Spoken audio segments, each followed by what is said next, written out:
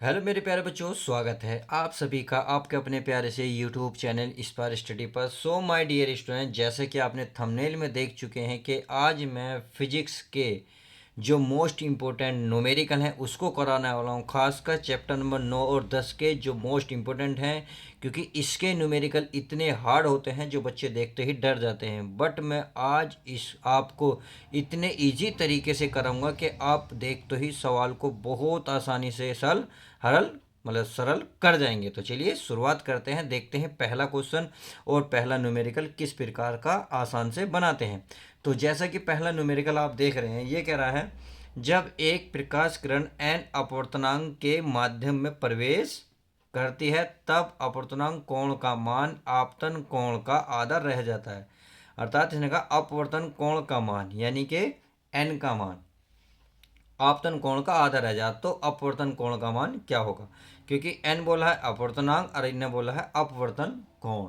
तो समझ में आ गया। तो आई भुजा है और अपवर्तन कोण का क्या हो जाता है, आपतन कोण का आधा रह जाता है। तो इसमें क्वेश्चन में दिया क्या है वो हम पहले लिख लेते हैं।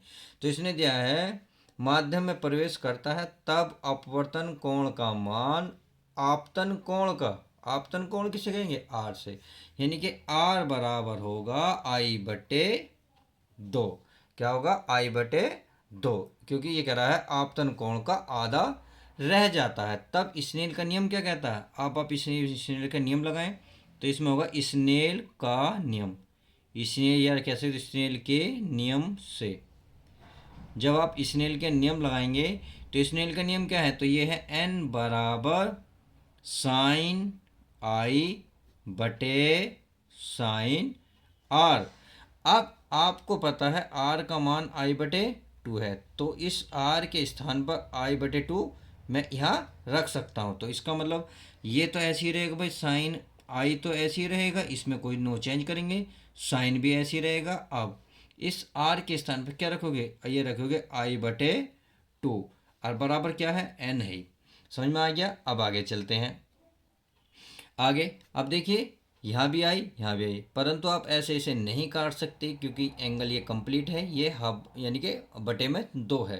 तो इसका एक फॉर्मूला होता है, चूंकि आप सभी को पता है, अगर मैं लिखने लगूँ साइन थीटा बराबर होता है टू साइन थीटा बटे दो इंटू कोस थीटा बटे दो, ये इसका क्या होता है, फॉर्मूला होता है। जब इसका फॉर्मूला होता है तो इसका मतलब है इस अगर थीटा के स्थान पर आई रख दिया जाए तो थीटा जहाँ जहाँ आपको नजर आएगा वहाँ क्या रखोगे आप आई, तो आई बटे दो बन जाएगा, ये भी आई बटे दो बन जाएगा। तो इसमें चलते हैं। तो ये एन बराबर साइन आई तो ऐसे रहेगा, नहीं साइन आई के स्थान पर ही क्या रखेंगे, साइन आई के स्थान पर टू साइन आई बटे दो इंटू कोस आई बटे दो। तो यहाँ रख सकता हूँ मैं साइन टू है तो टू रखेंगे, साइन आई बटे दो इंटू कोस आई बटे दो, और बटे में क्या रखोगे, बटे में क्या है यहाँ साइन आई है तो साइन आई रखेंगे। यहाँ दिख रहा है ना साइन आई, तो इसलिए मैं यहाँ रखता हूँ साइन आई बटे दो। तो आप देखा साइन आई बटे दो साइन आई बटे दो कैंसिल हो गया। समझ में आ गया कितना आसान है। अब जो जो बचा उसे हम लिख लेते हैं, तो लिख लेते हैं इसको यहाँ पे, आसान है। देखिए क्या क्या बचा भाई, टू कोस आई बटे दो, नीचे का कट चुका तो ये बचा एन बराबर, भाई ये बचा आपका एन बराबर टू कोस आई बटे दो। अब इस दो जो है गुणा में है कोस की, तो जब इधर लाओगे तो ये भाग में बन जाएगा, अर्थात एन के बटे में आ जाएगा दो, बराबर बचेगा कोस आई बटे दो। अब हमें क्या चाहिए, आई निकालना है, तो कोस को इधर लेकर आओगे और दो को इधर लेके जाओगे, तो क्या लेकर आते हैं, पहले हम कोस को ले आते हैं, तो कोस को इधर लाओगे तो ये बन जाएगा कोस इनवर्स, क्या बनेगा मेरे प्यारे दोस्तों, कोस इनवर्स एन बटे दो। क्योंकि ध्यान रखना जब भी कोस को की पावर वहाँ यहाँ वन है, जैसे ही इधर लाओगे तो माइनस की पावर बन जाती है, और ये ऐसे ही रह जाता, बराबर क्या बचा, आई बटे टू बचा। अब ये टू जो है यहाँ भाग में, भाग की चीज़ जैसे ही बराबर के बाद लाओगे तो ये यहाँ आ जाएगा, तो इसका मतलब आई बराबर क्या बनेगा भाई, यहाँ तो आई बचेगा, तो ये दो यहाँ आ जाएगा, यानी कि टू कोस इनवर्स एन बटे दो। और यही इसमें क्वेश्चन में बूझा है। तो देखा कितना आसान क्वेश्चन था, क्वेश्चन कुछ भी नहीं था। क्वेश्चन में ये कह रहा था जब एक प्रकार का n अपवर्तनांक के माध्यम में प्रवेश करती है तब अपवर्तन कोण का मान आपतन कोण का आधा रह जाता है। तो अपवर्तन कोण का मान क्या होगा? तो अपवर्तन कोण क्या होगा? I बराबर 2 कोस इनवर्स n बटे 2। और ये पेपर में 2022 में और 23 में आ चुका है, तो उम्मीद है 23 में भी, आप 24 में भी आपको देखने को मिलेगा, इसलिए मैंने ये न्यूमेरिकल कराया है। तो चलिए अब नेक्स्ट न्यूमेरिकल देख लेते हैं वो क्या कहता है। नेक्स्ट क्वेश्चन हमारा क्वेश्चन नंबर 2 ये करा, ए प्रिज्म कोण वाले प्रिज्म के अपवर्तनांक पदार्थ का अपवर्तनांक, अर्थात अपवर्तनांक को किससे दिखाते हैं? एन से। तो अपवर्तनांक एन की वैल्यू देखिए कोसेक ए बटे 2 है। इसका न्यूनतम विचलन कोण ज्ञात कीजिए। 2023 में आया है, मोस्ट इंपोर्टेंट है। देखिए 5 नंबर का आपको देखने को मिला था, तो इस बार भी अगर ये नहीं आया तो बस यहाँ की वैल्यू चेंज करेगा और यही क्वेश्चन आपको देखने को पेपर में मिल जाएगा। मोस्ट इंपॉर्टेंट है। तो चलिए इसको सोल्व करते हैं बहुत ईजी तरीके से। तो अपवर्तनांक कितना दे रखा, अर्थात एन की वैल्यू कितनी दे रखी मेरे प्यारे बच्चों? ये दे रखा है कोस, क्या दे रखा है? कोसेक, यानी कि कोसेक ए बटे 2।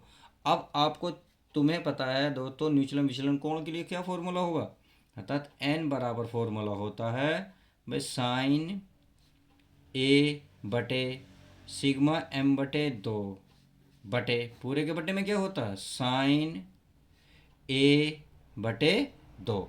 ये इसका फॉर्मूला होता है। अब एन के मान क्या होता है? एन का मान हमें पता है, तो इस एन का मान उठा के यहाँ रख दीजिएगा, तो ये क्या बन जाएगा? ये इस एन के स्थान पर आ जाएगा कोसेक ए बटे 2 बराबर, ये सारा मान ऐसे ही रहेगा, ए प्लस डेल्टा एम बटे 2 और पूरे का बटे साइन ए बटे 2।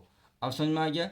अब देखिए कोसेक क्या होता है? कोसेक होता है 1/साइन। क्या होता है मेरे प्यारे बच्चों? 1/साइन। तो इसके स्थान पर मैं लिख सकता हूँ, मैं इसे लिख सकता हूँ 1/साइन ए बाई 2 बराबर है साइन ए प्लस डेल्टा एम बटे 2 और पूरे के बटे में आएगा साइन ए बटे 2।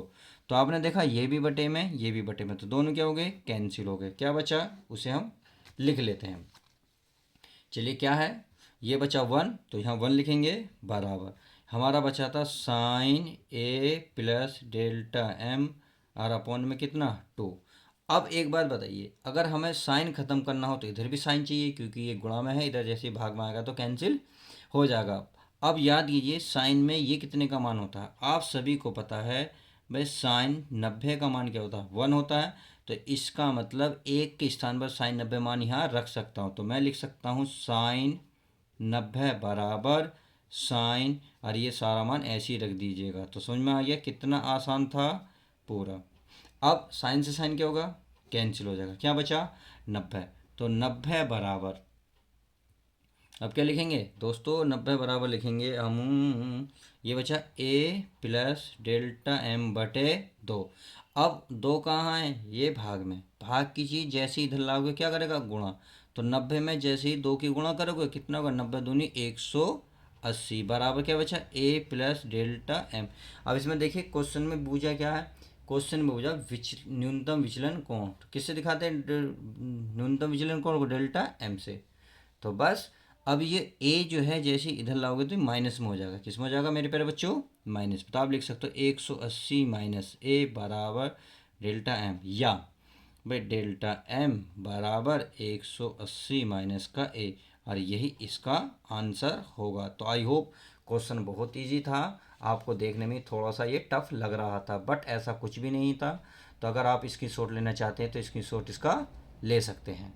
अब नेक्स्ट क्वेश्चन, अब देखते हैं नेक्स्ट क्वेश्चन हमारा क्या कह रहा है। ये कह रहा है एक लेंस की फोकस दूरी स्मॉल एफ है जो एक दीप्त वस्तु का वास्तविक प्रतिबिंब पर्दे पर m गुना बड़ा बनता है।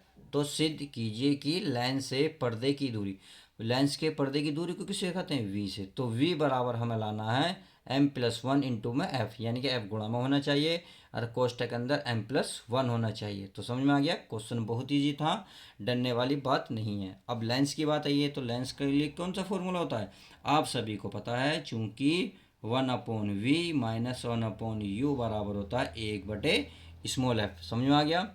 अब आप खुद बताएं, यदि मैं इसमें दोनों ओर वी स्मॉल वी की गुणा कर दो तो कोई दिक्कत तो नहीं, तो आप लिख सकते हैं दोनों ओर, यहाँ लिखेंगे दोनों ओर स्मॉल वी की गुणा करने पर, गुणा करने पर। तो चलिए गुणा कर देते हैं। गुणा का मतलब है ऊपर करनी होती है एक में, जब एक में वी की गुणा करोगे तो क्या आएगा वी, और नीचे वी ऐसी रहेगा, माइनस है तो माइनस, यहाँ वी है तो वी आएगा बटे यू बराबर, यहाँ भी क्या आएगा वी स्मॉल एफ, अर्थात जैसे हमने v की एक में गुणा करें तो यहाँ भी v, इधर भी v, इधर भी, तीनों में v आ गया। अब आप देखें दोनों बिल्कुल सेम है तो कैंसिल हो गए, तो एक में से एक भाग देंगे कितना बचेगा एक, तो माइनस का v बटे यू बराबर v बटे एफ। समझ में आ गया कितना आसान है। अब देखिए हम चूंकि जानते हैं, आप सभी को पता होगा आवर्धन क्षमता, भाई आवर्धन क्षमता के क्या फॉर्मूला होता है, ये लिख दूँ मैं, यहाँ लिख रहा हूँ आवर्धन क्षमता, और आवर्धन क्षमता को दिखाते हैं स्मॉल m से, तो स्मॉल m बराबर होता है v बटे यू। तो आप देख रहे हैं v बटे यू है, v बटे यू, तो इस v बटे यू के स्थान पे क्या रख सकता हूँ मैं m, तो इसमें रख सकता हूँ, बिल्कुल रख सकता हूँ। यहाँ 1 है तो 1, यहाँ माइनस है तो माइनस, इसके स्थान पे क्या आएगा दोस्तों m बराबर क्या आएगा v बटे f आ गया। अब एक देखिए क्वेश्चन को ध्यान से देखिए, क्वेश्चन में क्या करा, क्वेश्चन में बोल रहा है प्रतिबिंब कैसा है, वास्तविक प्रतिबिंब है, क्या है वास्तविक प्रतिबिंब, जब वास्तविक प्रतिबिंब होगा तो m क्या होगा माइनस का होगा, समझ में आ गया। तो इसके स्थान पर m के स्थान पर क्या आएगा माइनस का m आएगा। तो चलिए यहाँ लिख लेते हैं, इसको आसान रहेगा। यहाँ कैसे करना है, यहाँ देखिए 1 है 1 माइनस, भाई m क्या लेना, अब माइनस का क्यों लिया है मैं आपको ये बता चुका हूँ, बराबर क्या है v बटे स्मॉल f है, सही है। अब माइनस माइनस क्या होगा प्लस, तो 1 प्लस क्या हो जाएगा m, ये कोष्टक के अंदर रहेगा, तो v बटे f। अब आपने देखा f ये कहाँ है भाग में, भाग कीजिए, जैसे इधर ले जाओगे किस में बनेगा गुणा में, तो इस कोष्टक के बाहर आ जाएगा, तो ये आ जाएगा 1 प्लस m, और ये आ जाएगा स्मॉल f बराबर v, और यही सिद्ध करने को बोल रहा है। या आप लिख सकते हैं v बराबर, अगर आप इसमें देखेंगे तो ये लिख रहा है v बराबर m प्लस 1, तो पहले m लिख लो या 1 लिख लो कोई दिक्कत नहीं, और बाद में f लिख दो, और यही हमें सिद्ध करने को बोला है। तो आई होप क्वेश्चन बहुत इजी था, बस देखने में ही थोड़ा सा अजीब सा था। तो क्वेश्चन पेपर में भी आ चुका है, कई बार आया है, 2024 में तो आपको देखने को बिल्कुल सेम ऐसे ही मिलेगा, तो आपको बस छापना है। तो चलिए अब नेक्स्ट क्वेश्चन देख लेते हैं, क्वेश्चन नंबर 4 हमारा क्या कहता है। चलिए नेक्स्ट क्वेश्चन देख लेते हैं। ये बोल रहा है न्यूनतम विचलन की अवस्था में प्रकाश किरण एक समकोणिक प्रिज्म पर इस प्रकार आपतित होती है कि आपतन कोण प्रिज्म कोण का 3/4 है। न्यूनतम विचलन कोण ज्ञात कीजिए। बहुत इजी क्वेश्चन है, दिया कुछ नहीं है, बस आपकी हिंदी अगर ध्यान से पढ़ेंगे तो सब कुछ इसमें ही संभव है। क्यों, क्योंकि देखो यहाँ समकोणिक, समकोणिक का मतलब कोण ए का मान 90 डिग्री दिया, और क्या कह रहा है स्टार्टिंग में बोल दिया न्यूनतम विचलन कोण, तो न्यूनतम विचलन कोण को किससे दिखाते हैं हम मेरे मेरे बच्चों, आई से। तो आई बराबर क्या दिया है पहले ही देख लेते हैं, यहाँ भी लिखा है इनने प्रिज्म कोण का 3/4 है, यानी कि आपतन कोण प्रिज्म कोण का 3/4 है। तो इसका मतलब आई बराबर दिया है 3/4 इंटू ए। अब इसने बोला क्या है भाई विचलन कोण, विचलन को डेल्टा एम से दिखाते हैं बराबर क्वेश्चन मार्क, इसने इससे बूझा है, यानी कि ये वाली वैल्यू बूझी है। तो न्यूनतम विचलन की अवस्था में बताइए क्या कोण हो, क्या वैल्यू होती है न्यूनतम विचलन कोण की अवस्था में, आई बराबर होता है ए प्लस डेल्टा एम बटे 2। अब समझ में आ गया, बहुत ईजी है। अब देखिए आई का मान है 3/4 इंटू ए, तो इस आई के स्थान पर मैं रख सकता हूँ 3/4 इंटू ए बराबर, भाई ये है ए बराबर है यानी कि ए प्लस डेल्टा एम बटे 2। अब देखिए ये नीचे है, जैसे नीचे इधर लेके जाऊंगा किस में जाएगा एक गुणा में, तो किसकी गुणा में कर देगा 3 की, 3 दूनी कितना हो जाएगा 6a बटे में कितना है 4। देखिए 4 यहाँ सीधे में भी लिखा जा सकता है, ऊपर भी लिखा जा सकता है, इसलिए मैंने ऊपर लिखा है, घबराने की कोई ज़रूरत नहीं है। अब डेल्टा एम, अब देखिए किससे कट रहा है 2 से, 2 होती है 6, 2 दूनी 4, तो हमने देखा ये बचा 3a बटे 2 बराबर a प्लस डेल्टा एम। समझ में आ गया। अब देखिए आगे, देखिए आगे अगर ये नीचे है किसमें है ये भाग में, 3a के बटे में है, तो यानी कि 3a के क्या भाग में। अब जैसे इधर ले जाएंगे तो गुणा करेगा a में भी और सिग्मा यानी कि डेल्टा m में भी, तो यहाँ बचा 3a बराबर ये बचेगा 2a प्लस 3, ये सॉरी 2 आएगा, 2 डेल्टा एम। समझ में आ गया। अब आगे देखते हैं आगे क्या है भाई। अब देखिए ए है, जैसे ए को इधर लाएंगे तो 3a माइनस का हो जाएगा, माइनस का 2a हो जाएगा, तो ये होगा माइनस 3a माइनस का 2a बराबर क्या बचा, डेल्टा एम। अब करना क्या है, 3a में से 2a गया, ये बचा a बराबर ये क्या सिग्मा एम। अब देखिए ए का मान कितना दे रखा है इसने भाई, ए का मान दे रखा है मेरे प्यारे बच्चों, भाई ए का मान दे रखा है इसने सीधा समकोणी। तो चूंकि ए बराबर दे रखा है 90 डिग्री, हम कुछ भूल रहे हैं क्या, देखिए हाँ यहाँ कितना दे रखा था, देखिए ध्यान से देखिए यहाँ कितना 2, तो हम 2 भूल गए हैं, 2 लिख लेते हैं, 2 यहाँ आएगा, 2 यहाँ आएगा। तो ए चूंकि ए बराबर कितना 90 है, तो ए के स्थान पर क्या रखूँगा 90 है बराबर ये 2 सिग्मा एम। अब क्या आएगा, 2 गुणा की चीज़ भाग में आ जाएगी, तो 90 के बटे में आ जाएगा 2 बराबर डेल्टा एम, और 2 से काटेंगे कितने कटेगा 45, यानी कि 2 बार कटेगा, 2 से कटेगा 90 45 बार, तो 45 बराबर सिग्मा एम, यानी कि डेल्टा एम बराबर, और यही आपका क्या हो जाएगा, इस क्वेश्चन का आंसर हो जाएगा। तो आई होप आप क्वेश्चन बहुत ईजी था, समझ गए होंगे। तो चलिए अब नेक्स्ट क्वेश्चन देख लेते हैं। क्वेश्चन नंबर 5 हमारा क्या कहता है। अगला क्वेश्चन है ये वाला, यदि किसी कण का संवेग 2 गुना कर दिया जाए तो इसकी डी ब्रोगली तरंग दैर्घ्य क्या होगी। यानी कि कोई कण है, पहले कण का संवेग कुछ रहा होगा तो उसने क्या करा, दुगना कर दिया, तो अब बता रहा तरंग दैर्घ्य क्या होगी। तो बहुत सिंपल है, मान लेते हैं पहला था पी, अब उसने क्या करा, उसको दुगना कर दिया, यानी कि 2p कर दिया। सही है। अब आगे, चूंकि अब इसमें बूझा क्या, इसने बूझा है लैम्डा। सही है, और वो भी क्या पुराना वाला या सॉरी नया वाला, क्योंकि जब दुगना हुआ है तब डी ब्रोगली तरंग दे रहे बुझा, यानी कि लैम्डा डैश। तो पहले लैम्डा बराबर क्या होता था भाई, लैम्डा बराबर होता है एच बटे पी। अब पी इनने क्या करा, इसको चेंज कर दिया, कैसे भाई, पहले पी था तो पी लिखा, अब इसने दुगना कर दिया तो दुगना हो गया 2p, तो इसे डैश लगा लेते हैं क्योंकि ये पहला वाला है, यह बाद वाला है। तो एच बटे पी के स्थान पर क्या रखोगे 2p। सही है। अब देखिए अगर मैं इस आसन बनाऊँ तो लैम्डा डैश बराबर यहाँ है एच, सही है 2, और गुणा में पी लिखूँ, तो आप इतने को बड़ा ध्यान से देखिए कुछ है, क्योंकि एच बटे पी क्या है, ये रहा एच बटे पी है लैम्डा, तो इसके स्थान पर मैं लैम्डा यहाँ उपस्थित कर सकता हूँ। तो लैम्डा डैश बराबर इसके स्थान पर लैम्डा, और नीचे बटे में कितना है 2। तो आपने देखा जो नया लैम्डा है पुराने लैम्डा का क्या हो गया आधा, क्या हो गया आधा। तो यही आंसर है कि कह रहा, तो इसकी डी ब्रोगली तरंग कितनी हो जाएंगी, आधी हो जाएगी। तो I hope question number 6 clear, sorry 5 clear हो गया। अब देखते हैं क्वेश्चन नंबर 6 क्या कहता है। तो क्वेश्चन नंबर 6 ये रहा, बहुत ईजी है, चेक कर लेते हैं क्या कहता है। ये बोला है किसी कण के संवेग तथा गतिज ऊर्जा में क्या संबंध है। मोस्ट इंपॉर्टेंट है, देखिए 2 से 3 नंबर तक आपको देखने को मिल जाएगा। मैंने जो एक शॉर्ट वीडियो बनाई है उसमें ये बताया है कि कौन कौन से इस साल इम्पोर्टेंट टॉपिक हैं, उसमें मैंने ये भी बताया है। तो प्लीज़ उसमें मैंने डायरेक्ट बताया है, अब मैं यहाँ सोल्यूशन इसका करा रहा हूँ। तो चलिए क्वेश्चन नंबर 6 देखते हैं। आप सभी को पता है के बराबर 1/2 mv² होता है। अब देखिए के बराबर 1/2, भाई m गुणा m कर दूं और बटे में m क्यों कर रहा हूँ, देखिए m से m काटूंगा तो ये तो कट गया, तो इसका मतलब ये वाला m बचा और ये v² है ही। मैंने ऐसा क्यों करा अभी समझ में आ जाएगा। के बराबर 1/2 m इंटू एम क्या बन गया m² बन गया, सॉरी क्या बन गया ये स्क्वायर, और ये v² है, और बटे में क्या बचा m। सही है। अब देखिए आगे देख लेते हैं।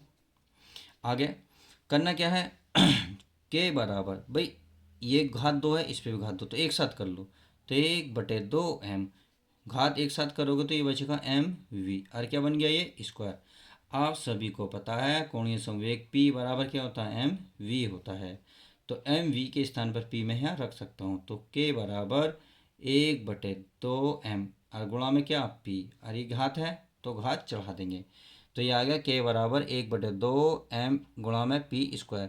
अब इसने पूछा गतिज ऊर्जा यानी कि के में संबंध और संवेग यानी कि p, तो p की अगर वैल्यू निकालूं तो ये नीचे है, तो नीचे वाली चीज़ कहाँ आ जाएंगी गुणा में, तो यहाँ आ जाएंगी भाई ये k है 2m, यानी कि 2km आ जाएगा, 2km बराबर क्या बनेगा p²। अब यदि आप पी का मान निखर्चा निकालना चाहते हो, या आप यहीं लिख दो पर पी बराबर है, इस वर्गमूल को उधर चढ़ा देंगे तो जो आएगा 2km।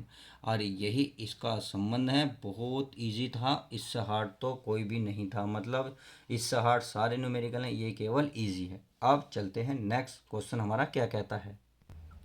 क्वेश्चन 7 है, एक उत्तेजित हाइड्रोजन परमाणु की ऊर्जा -3.4 इलेक्ट्रॉन वोल्ट है, इलेक्ट्रॉन के कोणीय संवेग की गणना कीजिए। तो बहुत इजी क्वेश्चन है। देखिए, उत्तेजित हाइड्रोजन क्या होती है, उत्तेजित ऊर्जा क्या होती है, अर्थात ई बराबर या ई एन कह सकते हो -13.6 बटे में होती है एन स्क्वायर, ये होती है इलेक्ट्रॉन वोल्ट। अब ई एन का मान दे रखा है न पदे का हाइड्रोजन परमाणु की ऊर्जा, यानी कि ई एन की वैल्यू दे रखी है -3.4 -3.4 इलेक्ट्रॉन वोल्ट, और ये -13.6 बटे में एन स्क्वायर इलेक्ट्रॉन वोल्ट। तो इलेक्ट्रॉन वोल्ट से इलेक्ट्रॉन वोल्ट, माइनस से माइनस खत्म। अब हमें अगर हम 3.4 को इससे भाग देंगे, क्यों, क्योंकि एन स्क्वायर इधर आएगा और ये वाली चीज़ नीचे जाएगी। जैसे ही हम इससे भाग देंगे तो कितनी बार कटेगा, लगभग 4 बार कट जाएगा। तो एन स्क्वायर बराबर आएगा 4। अगर हम एन की वैल्यू निकालें यहाँ पे, तो एन का 4, देखिए 4 वर्ग है, जैसे इधर लगे वर्गमूल बन जाएगा। वर्गमूल से बाहर निकालने के लिए 4 को लिखना पड़ेगा 2 गुणा 2, और जब वर्गमूल में जोड़ा बन जाता है तो उसमें से बाहर निकल जाता है केवल 2। तो एन का मान हमें कितना मिला, 2। अब उसने पूछा क्या है भाई, इसमें क्वेश्चन में पूछा है इलेक्ट्रॉन के कोणीय संवेग की गणना। तो कोणीय संवेग की गणना बहुत ईजी है, निकाल लेते हैं। इससे होता है जे बराबर, यानी कि कोणीय संवेग को जे से दिखाते तो होता है जे बराबर एन एच बटे 2 पाई, ये होता है।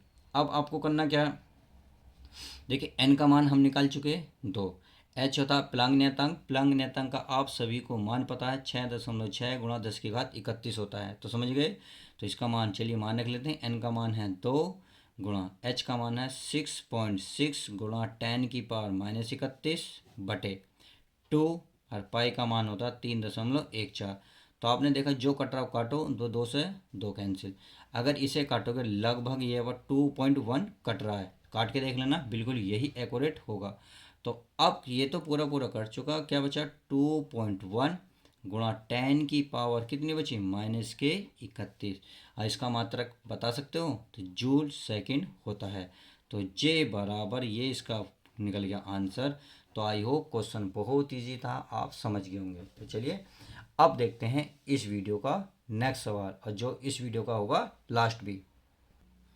अब क्वेश्चन नंबर है 8, एक AMU द्रव्यमान की तुल्य ऊर्जा MeV में ज्ञात करें। AMU क्या है, परमाणु द्रव्यमान यूनिट, अर्थात एटॉमिक मास यूनिट। द्रव्यमान की तुल्य ऊर्जा मेगावाट में ज्ञात करनी है, मेगावाट में ज्ञात करनी है। देखिए AMU क्या होता है, पहले तो आपको ये पता होना चाहिए, तो मैं लिख देता हूँ AMU बराबर होता है, अगर इसकी डेफिनेशन लिखने हैं तो ये लिख देंगे कार्बन, क्या लिखेंगे, कार्बन परमाणु, कार्बन परमाणु क्या होता है 6C12 होता है। के द्रव्यमान के 12वें भाग, क्या 12वें, क्या लिखेंगे मेरे प्यारे बच्चों, भाग को 1 AMU कहते हैं। तो समझ गए डेफिनेशन भी, मैंने डेफिनेशन भी बोल दी है। तो अर्थात अगर डेफिनेशन के अकॉर्डिंग देखें तो AMU बराबर होता है 1/2 गुणा 1, यानी कि एक परमाणु का द्रव्यमान, एक परमाणु का द्रव्यमान। तो ये समझ में आ गया। तो 1/2 गुणा परमाणु का द्रव्यमान कितना 12 बटे n। अब 2 से काटेंगे कितनी बार 6, कितना आ गया, यानी कि ये आएगा, सॉरी 2 आएगा, 2 2 2 2 2 2, कितना आएगा 2 2 2 से 2 कट गया 1/n। अब ये आएगा 1 MU, तो U आ गया 1/n। अब n की वैल्यू रख लेते हैं, 1 MU बराबर 1/n का मान कितना है 6.62 गुणा 10⁻23।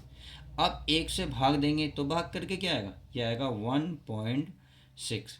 भाई आप भाग दे सकते हैं, देखिए मैंने भाग पहले ही दे रखा है, इसलिए आप घबराने नहीं, खुद आराम से दे सकते हैं। 1.6 गुणा 10⁻27 किलोग्राम। परंतु इसमें इसकी तो वैल्यू इसने बूझी नहीं। बूझी किस में है बताइए। इसमें क्वेश्चन को ध्यान से देखिए, इनने भाई मेगावाट में बताइए। तो इसका मतलब जब किलोवाट को मेगावाट में चेंज करोगे तो ये आएगा 1 AMU बराबर 931 मेगावाट, और यही इसका सही आंसर हो जाएगा। तो आपको मेरे द्वारा जो सवाल न्यूमेरिकल कराए गए हैं कैसे लगे, लाइक करके जरूर बताएं। तो चलिए मेरे प्यारे रसगुल्लों, मिलते हैं किसी और मज़ेदार वीडियो के साथ। जब तक के लिए टेक केयर, बाय गाइस।